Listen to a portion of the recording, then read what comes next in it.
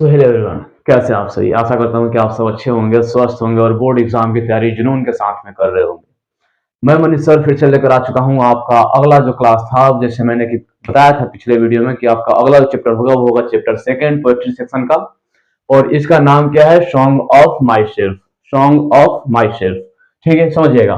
आज इसको हम समझेंगे और बेहद ही आसान तरीके से समझेंगे, ठीक है। कुछ यही 10 मिनट के अंदर में ये वीडियो समाप्त हो जाएगा और उसी में आप इस पूरे चैप्टर से कुछ भी अगर क्वेश्चन पूछा जाए तो उसका आंसर देने के लिए आप एबल होंगे, योग्य होंगे, समझिएगा। और है poet, song of my self के पोएट कौन है? Walt Whitman. ट्रिक के माध्यम से मैंने याद कराया था कि सॉन्ग जो गीत होता है वो उन्हीं लोगों का अच्छा लगता है जो व्हाइट मैन होते हैं, गोरे लोग होते हैं, ठीक है। ये केवल याद करने के लिए बताए थे। फिर बॉर्न, जन्म होता है इनका 31 मई 1819 को। कहाँ पे? तो यूएस में। यूएस मीन्स अमेरिका में। यूएस का मतलब क्या हो गया? अमेरिका में, यूनाइटेड स्टेट्स। फिर कह रहा है कि डाइट, देहांत का होता है तो 26 मार्च 1892 में। वो भी कहाँ होता है? तो यूएस में। जन्म भी यूएस में और देहांत भी कहाँ होता है? यूएस में। फिर कह रहा है कि he is known as the people's poet. अच्छा, इन्हें जाना जाता है पीपुल्स पोएट के नाम से। कौन से नाम से? पीपुल्स पोएट के नाम से किन्हें जाना जाता है? तो याद रखिएगा, वॉल्ट विटमैन को।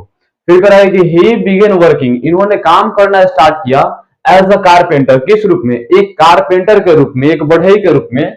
बिफोर हिज 12th बर्थ, इनका मतलब 12वां जो बर्थडे था, ठीक है, 12 वर्ष के जब ये हुए थे उसके पहले ये बढ़ई के रूप में काम करना क्या कर चुके थे? स्टार्ट कर चुके थे। फिर कह रहा है कि he also worked as a printer, इन्होंने काम किया था किस रूप में? प्रिंटर के रूप में, एक टीचर शिक्षक के रूप में, एंड एडिटर एक संपादक के रूप में, एंड वाज वॉलेंटियर नर्स, और इन्होंने वॉलेंटियर नर्स के रूप में भी काम किया है। वॉलेंटियर नर्स क्या होता है?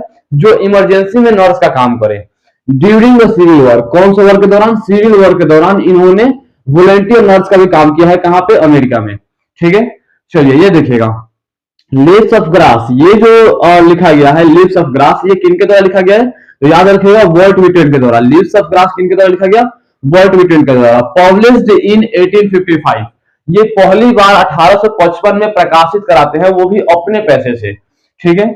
उसका उत्तर है कि it was only after his death, मतलब इनके मृत्यु के देहांत के बाद ही, that he could win appreciation, मतलब इनकी प्रशंसा हुई एक तरीके से इन अमेरिका। कहां पे? अमेरिका में। जब इनका देहांत हो गया तो जो इन्होंने लिखा हुआ था, अपना इंपॉर्टेंट वर्क किया हुआ था, उसके लिए इनकी प्रशंसा हुई। For his original and innovative expression of American individualism, मतलब अमेरिका के अंदर इनकी जो लिखी हुई थी, ठीक है, जो भी वर्क थे, साहित्य थी, उनकी प्रशंसा हुई जब इनका डेथ हो गया, जब इनका निधन हो गया उसके बाद, ठीक है। फिर कह रहा है कि हिज इंपॉर्टेंट वर्क्स, इनके दोनों ही इंपॉर्टेंट वर्क्स है और ये याद भी रखना है क्योंकि एग्जाम में दोनों पूछा जा चुका है। कौन कौन? पहला है the leaves of grass, the leaves of grass, ये कब आया था? 1855, 1855 ईस्वी में, ठीक है। फिर है कि ड्रम टैप्स, 1866 ईस्वी में, ये कब आया था? 1866 में, 1866। कौन? Drum taps. और दोनों ही क्वेश्चन पूछा हुआ है कि लिव्स ऑफ ग्रास का राइटर कौन है और ड्रम टैप्स किनके द्वारा लिखा गया है, ठीक है। तो आशा करता हूं कि आपको यहां तक समझ में आ गया होगा। चलिए अगले स्लाइड को देखते हैं। तो चलिए यहां से हम चैप्टर को समझते हैं। जो भी उनके चैप्टर में लिखा गया कविता है, पोएम है, उसको मैंने यहाँ पर लिखा हुआ है। एक एक लाइन को बहुत ही आसान हिंदी भाषा में अपने समझेंगे, समझिएगा। कह रहा है कि आई सेलिब्रेट माई सेल्फ, मैं खुद को सेलिब्रेट करता हूँ। जिस प्रकार से हम फेस्टिवल को सेलिब्रेट करते हैं, त्योहारों को सेलिब्रेट करते हैं, वैसे ही जो इसमें पोएट है यानी कि वॉल्ट विटमैन है, वो कहते हैं कि मैं खुद को सेलिब्रेट करता हूँ। एंड सिंग माई सेल्फ, और खुद को ही गाता हूँ।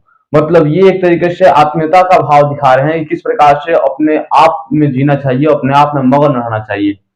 फिर कह रहा है एंड व्हाट आई अज्यूम, और जो कुछ भी मैं अज्यूम करता हूँ, जो कुछ भी मैं मानता हूँ, ये कवि कह रहे हैं यू शैल अज्यूम, वो आप भी अज्यूम करते हैं, करेंगे, वो आप भी अज्यूम करेंगे, मतलब कि वो आप भी मानेंगे। फिर कह रहा है कि for every atom belonging to me, कि वो प्रत्येक कण जो मुझसे बिलोंग करता है, ठीक है, as good belongs to you, वो आपसे भी बिलोंग करता है, ठीक है। उसका कह रहा है कि आई लोफ, लोफ का मतलब होता है भटकना, तो कह रहा है कि आई लोफ, मैं भटकता हूँ, एंड इनवाइट माई सोल, और मैं अपने आत्मा को इनवाइट करता हूँ, बुलाता हूँ, ठीक है। फिर कह रहा है कि I lean and loaf at my ease observing a sphere of summer grass, कि मैं लीन होता हूँ। लीन करने का मतलब होता है रेस्ट करना, मतलब जब भी ये रेस्ट करते हैं, एंड लोफ भटकते हैं, एट माई एज, तो मैं आसानी से ऑब्जर्विंग, ऑब्जर्विंग का मतलब होता है ऑब्जर्व करना, भाप लेना। Spear of summer grass, spear का मतलब होता है जो घासें होती है तो उसका जो नुकीला पार्ट होता है वो स्पीयर कहलाता है, तो उसको वो ऑब्जर्व कर लेते हैं। जो समर ग्रास गर्मी के दिनों का घास होता है उसको स्पीयर को ऑब्जर्व करते हैं। माई टंग, जो मेरी जीवा है, every atom of my blood, मेरे प्रत्येक का वो मेरे खून का प्रत्येक एटम यानी कि कण, फॉर्म्ड फ्रॉम दिस सोल, इस मृदा से बना है, इस मिट्टी से बना है, दिस एयर, इस हवा से बना है। फिर कह रहा है बॉर्न हेयर ऑफ पेरेंट्स, कि मेरा जन्म हुआ है यहाँ पर मेरे पेरेंट्स के द्वारा, born hair from parents the same, और मेरे पेरेंट्स का जन्म हुआ है ठीक उनके पेरेंट्स के द्वारा। फिर कह रहा है and their parents the same, और फिर उनके पेरेंट्स से जन्म हुआ है, इनके पेरेंट का जो पेरेंट थे उनका, ठीक है। मतलब कहने का मतलब है कि किसी ना किसी का जन्म पेरेंट से ही हुआ है, तो ऐसे बढ़ते क्या है आगे। उसका कर रहा है कि आई नाउ 37 ईयर्स ओल्ड, कि मैं अभी कितने वर्ष का हूँ, 37 साल का हूँ। इन परफेक्ट हेल्थ अगेन, और अब भी मैं क्या हूँ, एकदम हेल्थ में परफेक्ट हूँ, मतलब स्वास्थ्य एकदम बढ़िया है। फिर कहा होपिंग टू सीज, आशा करता हूँ कि इसको सीज रखूंगा। सीज रखने का मतलब है कि ऐसे ही एकदम परफेक्ट हेल्थ में रहूंगा, नॉट टिल डेथ, जब तक कि मृत्यु नहीं आ जाती। मतलब मृत्यु के आने तक ये आशा करते हैं, अपनी होप रखते हैं कि मैं ऐसे ही रहूंगा, स्वस्थ ही रहूंगा। उसका करा है क्रीड्स एंड स्कूल्स इन अवेयंस, मतलब जो क्रीड्स है, क्रीड्स का मतलब होता है धर्म वगैरह, ठीक है, धर्म, और स्कूल्स मतलब सिस्टम ऑफ थॉट, तो ये दोनों को वो अवेयंस करते हैं, कहते हैं कि जो धर्म है या फिर सोचने का जो भी सिस्टम है, तरीका है, उसको अवेयंस करे। अवेयंस का मतलब होता है साइड में रख दे उधर। फिर कह रहा है returning back while sufficed at what they are but never forgotten, मतलब जो कुछ भी हम देखे हुए हैं, ठीक है, सफिस्केट किए हुए हैं, और एट व्हाट दे आर, वे लोग, बट नेवर फॉरगेटेन, लेकिन उसे भूले ना।